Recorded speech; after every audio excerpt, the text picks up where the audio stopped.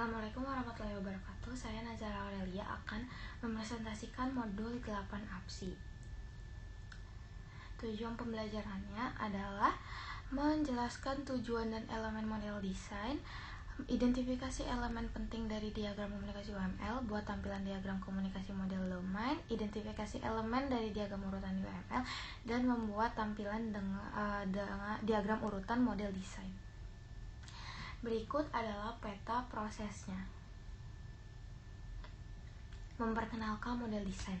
Model desain itu dia terbuat dari model requirement, yaitu use case dan model domain. Model desain itu akan digabungkan dengan model arsitektur untuk menghasilkan model solusi.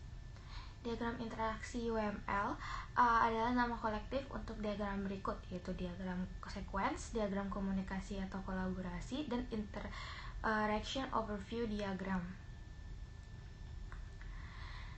Diagram interaksi. Setiap diagram interaksi UML digunakan untuk menunjukkan urutan interaksi yang terjadi antara objek selama satu atau dua skenario use case, potong skenario dari satu use case, lalu juga untuk menunjukkan urutan interaksi yang terjadi antara sistem dan subsistem. Analisis dan desain. Analisis itu untuk memodelkan apa yang diketahui tentang proses bisnis yang harus didukung sistem use case dan model domain. Sedangkan kalau mendesain itu adalah memodelkan bagaimana sistem akan mendukung proses bisnis. Model domain yang terdiri dari komponen batasan atau UI, komponen layanan, dan entitas. Lalu ada analisis kekokohan atau robustness analisis yang membantu untuk mengidentifikasikan komponen desain yang akan diperlukan dalam model desain. Berikut requirement-nya. Lalu ada analisis kekokohan lagi. Input untuk analisis kekokohan adalah use case skenario use case dari sebuah use case, diagram aktivitas use case, dan model domain.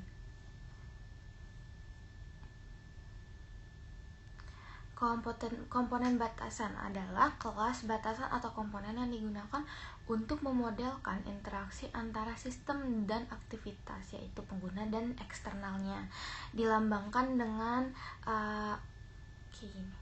reservation UI-nya. Komponen layanan adalah kelas komponen. Kontrol layanan mewakili koordinasi, pengurutan, transaksi, dan kontrol objek lain, dan sering digunakan untuk merangkum kontrol yang terkait dengan kasus penggunaan tertentu. Komponen entitas adalah kelas entitas yang digunakan untuk memberikan informasi yang berumur panjang dan bersifatnya persisten. Itu digambarkan dengan reservation. Komponen layanan dan entitas. Objek layanan akan sering mengontrol objek entitas yang sesuai, dan objek layanan dapat mendelegasikan ke objek layanan lain. Ada komponen batas dan entitas. Di sini ada gambarnya. Menjelaskan proses dari robustness analysis. Yang pertama, kita harus pilih use case-nya. Yang kedua, kita buat diagram komunikasi atau diagram urutannya, yaitu dengan identifikasi komponen desain yang mendukungnya dulu. Kedua, gambarkan asosiasi antara komponennya. Ketiga, beri label pada asosiasinya. Lalu tiga, tinggal kita konversi ke diagram komunikasi. Ini identifikasi elemen diagram komunikasi. Ada object node, sequence number, message name, parameter, message direction, return object, create object stereotype, dan lain-lain.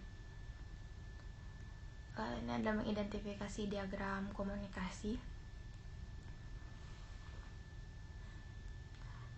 Lalu ada mengidentifikasi elemen diagram komunikasinya, itu ada nama panah, arah panah. Kalau dia solid artinya pesan sinkron, kalau dia terbuka pesannya tidak sinkron. Lalu ada nomor urut, daftar parameter, kondisi penjaga, dan parameter kembali. Cara membuat diagram komunikasi. Yang pertama, kita tempatkan aktor dalam diagram komunikasinya. Kedua, kita analisis formulir kasus yang digunakan, itu dengan identifikasi dan tambahkan komponen batasan dulu, komponen layanan, baru komponen entitas. Nih, ada letakkan aktor, identifikasi komponen batas, yaitu reservation UI. Lalu ada room request-nya, itu ada DDRTR. Terus ini ada identifikasi komponen layanan, yaitu reservation service-nya, yaitu make reservation service. Lalu ada identifikasi komponen entitas, yaitu di sini entitasnya itu reservation. Ada identifikasi interaksi tambahan, misalnya ada metode set room, terus metode find room. Masih identifikasi metode tambahan, ada metode room request dari reservation UI. Contoh diagram komunikasi.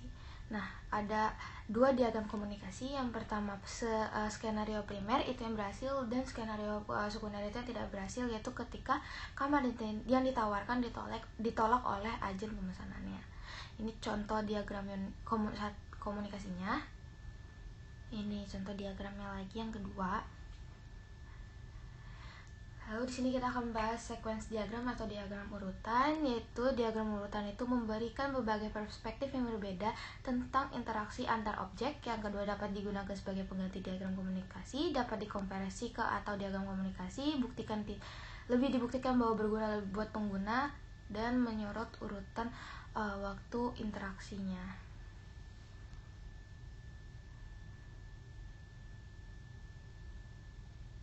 Nah, ini mengidentifikasi elemen diagram urutan. Yang pertama ada object node, message, explicit return, activation bar, lifeline, ada implicit return, dan lain-lainnya. Terus kita bahas fragment. Fragment itu diagram urutan ini mendukung notasi fragment. Penggunaan fragment yang meliputi menampilkan urutan loop, menampilkan jalur alternatif, dan lain-lainnya. Ini contoh fragment.